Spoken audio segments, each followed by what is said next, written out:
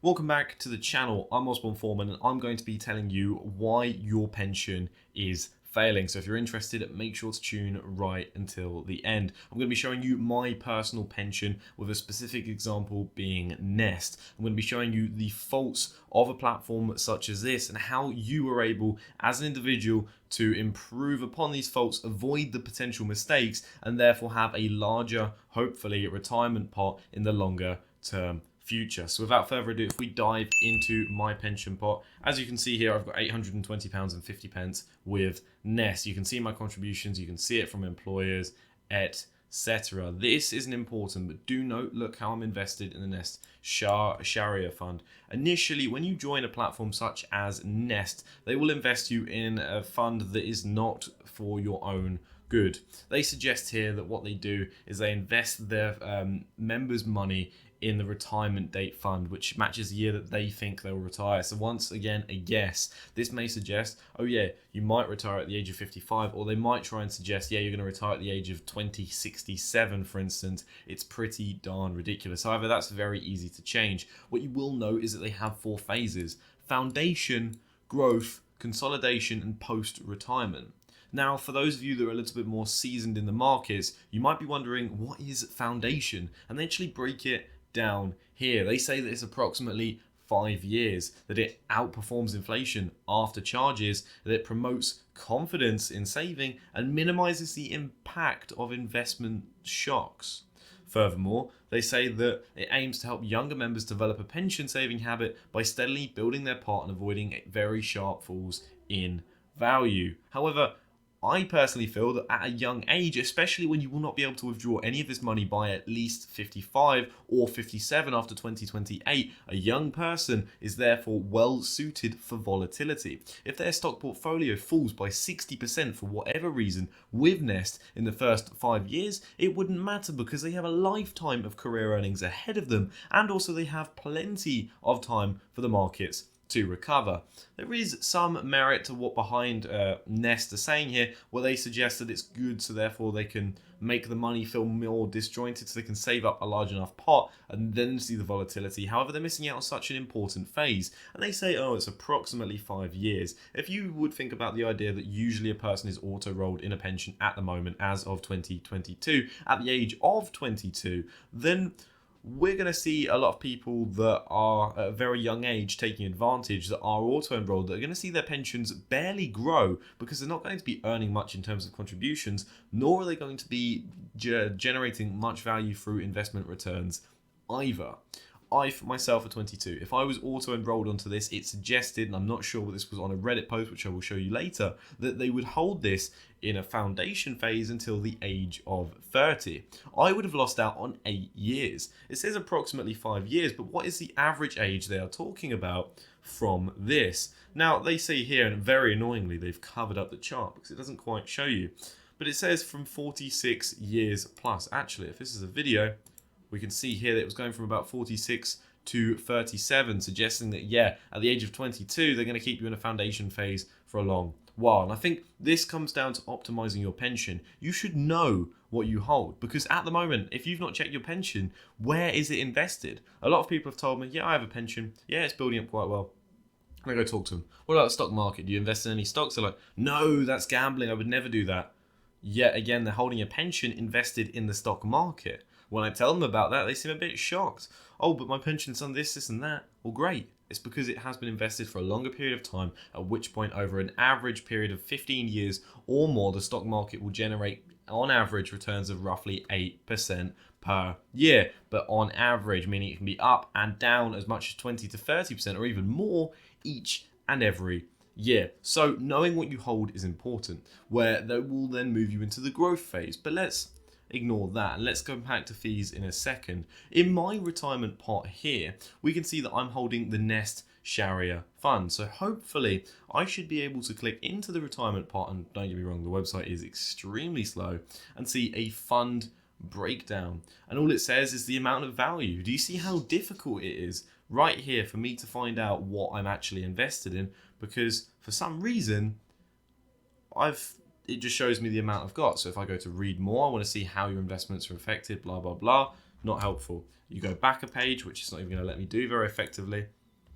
Let's go to perhaps dashboard. Maybe that's how you find your funds, for instance. Surprise, surprise, you've scrolled down about this far, and boom, they've not told you a single thing about the fund. This is an absolute pain, and this is not alone in Nest. I have, for instance, investments with other places such as Standard Life, amongst others, and these also have the same problems where they are very elusive. They also charge very high fees. Nest charges 1.8% of your deposit. So immediately, if you deposit £1,000, you've lost £18 of that already gone. And then they charge an annual material charge of 0.3%. So if you have a pot of 10,000, that is £30 per year. But this scales up. So if you have a pot of 1 million, they're charging you £3,000 per year. For what? Investing you in a shoddy fund in the first place. And this is why your pension is going to fail you unless you step forward and change it. Because at this rate, this is awful. And they combine it to say that, yeah, it was only 0.48% of the total pot, but then they're accounting for the original pot total and only then counting the contributions in that year. So yes, they're looking at the fees in that 1 year and they're saying there's no hidden charges, but in reality, you're paying a lot in fees. If we take the average return of the S&P 500 over a 30-year period, it is around about 8% per year. Then if we assume that inflation is roughly 2%, which it is far from at the moment and much higher, you've already lost 2% of that. So you're looking at 6% returns on your money after the spending power has been changed.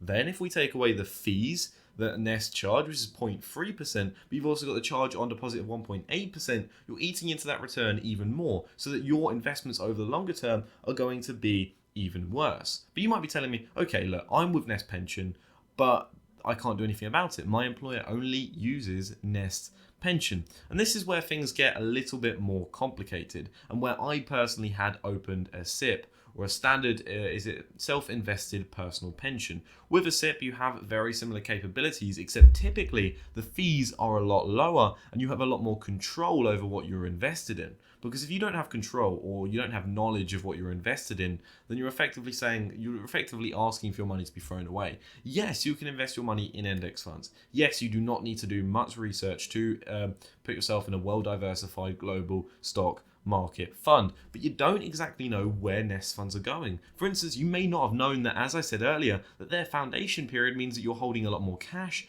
bonds in a market with low interest rates, and amongst other low risk assets. This isn't good at all. And this is brought up on Reddit. They'd mentioned that if you're invested in their date fund, default choice, or their ethical fund, bear this in mind, or their ethical fund, and you're under 30, they invest your money in extremely low risk assets to protect your money. Again, I am really reinforcing this point here. It is not a good thing for investors. So what did I do with this situation when I was with Nest? Well, I actually invested in the Sharia fund because that was the only fund that was invested well in growth stocks, avoided the bias of the UK, and also avoided my dislike for some of the old world stocks. And that's due to the nature of how it works.